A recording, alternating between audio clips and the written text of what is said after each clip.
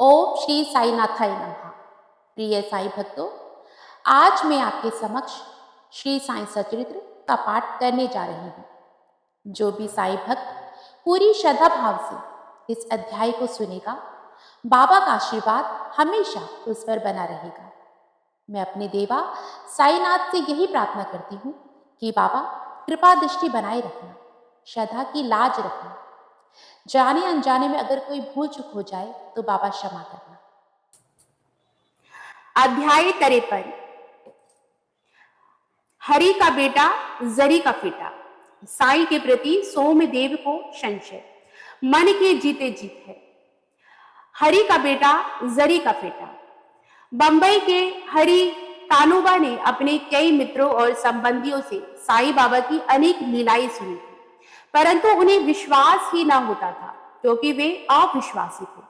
वे स्वयं बाबा की परीक्षा करने का निश्चय करके अपने कुछ मित्रों सहित बंबई से शिरडी आए। उन्होंने सिर पर एक जरी की पगड़ी और पैरों में नए सैंडल पहन रखे थे। उन्होंने बाबा को दूर से ही देखकर उनके पास जाकर उन्हें प्रणाम तो करना चाहा, परंतु उनके नए सैंडल इस कार्य में बाधक बन गए। उनकी समझ में नहीं आ रहा था कि अब क्या किया जाए। तब उन्होंने अपने सैंडल मंडप के एक सुरक्षित कोने में रखे और मस्जिद में जाकर बाबा के दर्शन किए, लेकिन उनका ध्यान सैंडलों पर ही लगा रहा। उन्होंने बड़ी विनम्रता पूर्वक बाबा को प्रणाम किया और उनसे प्रसाद और उदी प्राप्त करके लौट आए। पर जब उन्होंने कोने में दृष्टि डाली तो देखा कि सैंडल गायब हो चुके थे। ढूंढने पर भी नहीं मिले तो निराश होकर वे अपने स्थान पर वापस आ गए। स्नान, पूजन और नैवेद्य आदि अर्पित करके वे भोजन करने को बैठे, परंतु भोजन कर मुंह हाथ धोकर जब वे बाहर आए तो उन्होंने एक मराठा बालक को अपनी ओर आते देखा, जिसके हाथ में डंडे के कोने पर नए सैंडलों का एक जोड़ा लटका हुआ था। उस बालक ने हाथ धोने के बाहर आने वाले लोगों से कहा कि बाबा ने मुझे यह डंडा हाथ में देकर रास्तों में घूम घूम कर हरि का बेटा जरी का फेटा की पुकार लगाने को कहा है, तथा जो कोई कहे कि सैंडल हमारे हैं तो उनसे पहले यह पूछना कि क्या उनका नाम हरि और उनके पिता का नाम क अर्थात कानोबा से है। साथ ही यह भी देखना कि वह जरीदार साफा बांधे हुए है या नहीं, तब उन्हें उसे दे देना। बालक का कथन सुनकर हरि कानोबा को बेहद आनंद व आश्चर्य हुआ। उन्होंने आगे बढ़कर बालक से कहा कि ये मेरे ही सैंडल है, मेरा ही नाम और मैं ही क यानी कानोबा का पुत्र हूँ। यह मेरा जरी का साफा देखो। बालक संतुष्ट हो गया और सैंडल उन्हें दे दी। उन्होंने सोचा कि मेरी जरीदार पगड़ी तो सबको ही दिख रही थी, हो सकता है कि बाबा की भी दृष्टि में आ गई हो, परंतु यह मेरी शिरडी यात्रा का प्रथम अवसर है। फिर बाबा को यह कैसे पता लगा कि मेरा ही नाम हरि है और मेरे पिता का नाम कानोबा है? वह तो केवल बाबा की वहां आया था। उसे इस घटना से बाबा की महानता विदित हो गई, उनकी इच्छा पूर्ण हो गई और वह सहर्ष घर लौट गया। साईं के प्रति सोमदेव को संशय। काका साहेब दीक्षित के भ्राता श्री भाई जी नागपुर में रहते थे। जब वे सन 1906 में हिमालय गए थे, तब उनका गंगोत्री घाटी के नीचे हरिद्वार के समीप उत्तर काशी में सोमदेव स्वामी से परिचय हुआ। 5 वर्ष बाद सोमदेव स्वामी नागपुर में आए और भाई जी के यहाँ ठहरे। वहां श्री साईं बाबा की कीर्ति सुनकर उन्हें बड़ी प्रसन्नता हुई तथा शिरडी जाकर बाबा के दर्शन करने की तीव्र उत्कंठा हुई। मनमाड और कोपरगांव निकल जाने पर वे एक तांगे में बैठकर शिरडी चल पड़े। शिरडी के निकट पहुंचने पर उन्होंने दूर से ही मस्जिद पर 2 ध्वज लहराते देखे। समानता देखने में आता है कि भिन्न भिन्न संतों का बर्ताव, रहन सहन और भार्य सामग्रियां प्राय भिन्न प्रकार की ही रहा करती है। सोमदेव स्वामी कुछ भिन्न प्रकृति के थे। उन्होंने जैसे ही ध्वजाओं को लहराते देखा तो वे सोचने लगे कि बाबा संत होकर इन ध्वजाओं में इतनी दिलचस्पी क्यों रखते हैं? क्या इससे उनका संतपन प्रकट होता है? ऐसा प्रतीत होता है कि यह संत अपनी कीर्ति का इच्छुक है।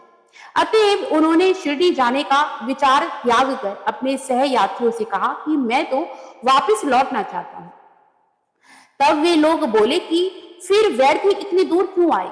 अभी केवल ध्वजों को देखकर तुम इतने उद्विग्न हो उठे, तो जब शिरडी में रथ, पालकी, घोड़ा और अन्य सामग्रियां देखोगे तब तुम्हारी क्या दशा होगी।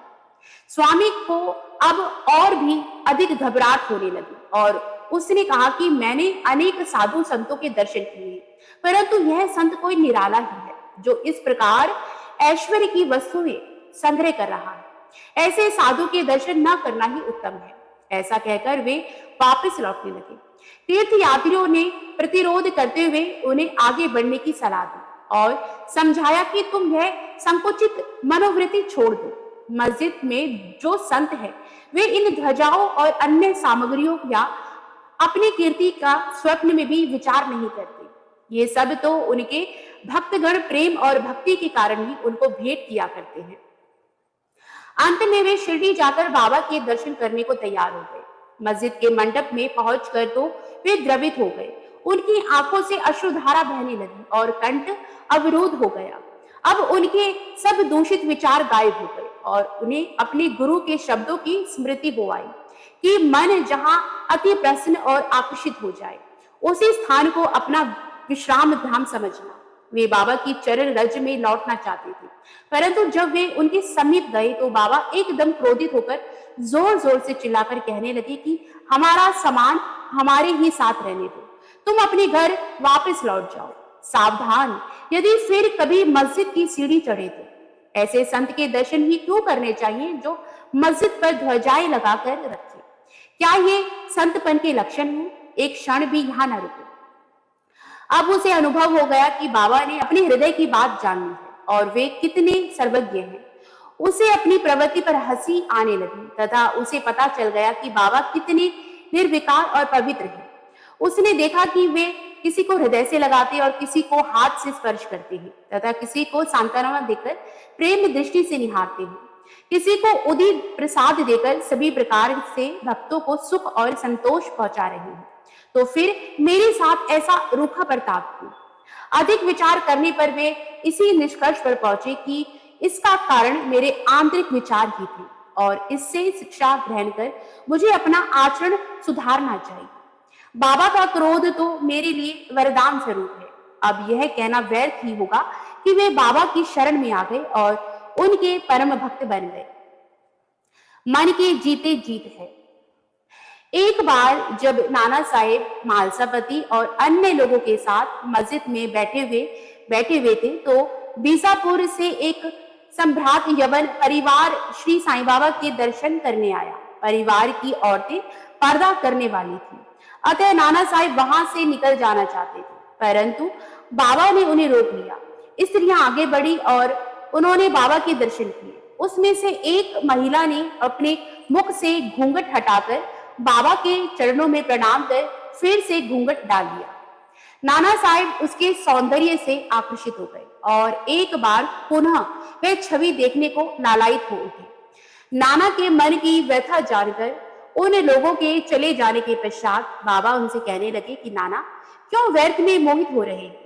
इंद्रियों को अपना कार्य करने दो, हमें उनके कार्य में बाधक नहीं बनना चाहिए। भगवान ने यह सुंदर सृष्टि बनाई ही है, अतः हमारा कर्तव्य है कि हम उसके सौंदर्य की सराहना करें। यह मन तो क्रमशः ही स्थिर होता है और जब सामने का द्वार खुला है तब हमें पिछले द्वार से क्यों प्रविष्ट होना चाहिए? चित्त शुद्ध होते ही फिर किसी कष्ट का अनुभव नहीं होता। यदि हमारे मन में कुविचार नहीं है तो हमें किसी से भयभीत होने की आवश्यकता नहीं है। नेत्र को अपना कार्य करने दो, इसके लिए तुम्हें लज्जित और विचलित नहीं होना चाहिए। उस समय श्यामा भी वहीं थे।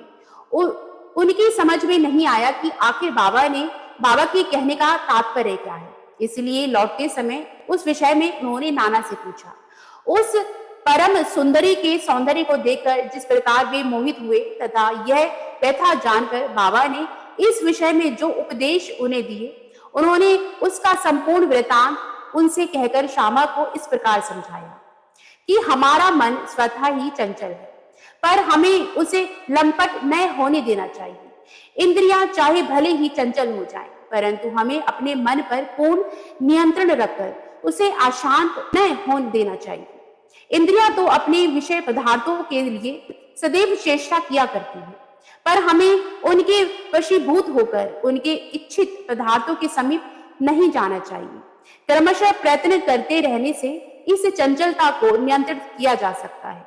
यदि उन पर पूर्ण नियंत्रण संभव नहीं है तो भी हमें उसके वशीभूत नहीं होना चाहिए। प्रसंग अनुसार हमें इसका वास्तविक रूप से उचित गति अवरोध करना चाहिए। यदि हम में किसी प्रकार के कुविचार न आए तो इसमें लज्जा और भय की आवश्यकता ही क्या है। यदि मन को इच्छा रहित बनाकर ईश्वर के सौंदर्य को निहारो तो इंद्रियां सहज और स्वाभाविक रूप से अपने वश में हो जाएंगी और विषय आनंद लेते समय भी तुम्हें ईश्वर की स्मृति बनी रहेगी। यदि उसे ब्रह्म इंद्रियों के पीछे दौड़ने तथा उसमें लिप्त रहने दोगे तो तुम्हारा जन्म मृत्यु के पास से कदापि छुटकारा नहीं होगा। विषय पदार्थ इंद्रियों को सदा पथ भ्रष्ट करने वाले होते हैं।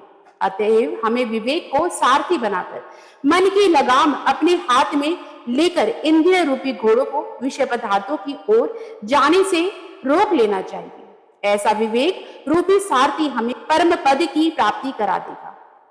अनंत कोटि ब्रह्मांड नायक राजाधिराज योगिराज परब्रह्म श्री सच्चिदानंद सद्गुरु साईनाथ महाराज की जय। ओम साई राम, जय जय साई राम। जिस भी साईं भक्त ने इस अध्याय को सच्चे भाव, श्रद्धा और विश्वास के साथ सुना है, बाबा उसकी सभी मनोकामनाएं पूर्ण करें और बाबा का आशीर्वाद हमेशा उस पर और उसके परिवार पर बना रहे। यही मेरी श्री साईनाथ के श्री चरणों में प्रार्थना है। ओम साई राम, जय जय साई राम। बाबा आप सभी साईं भक्तों का भला करें।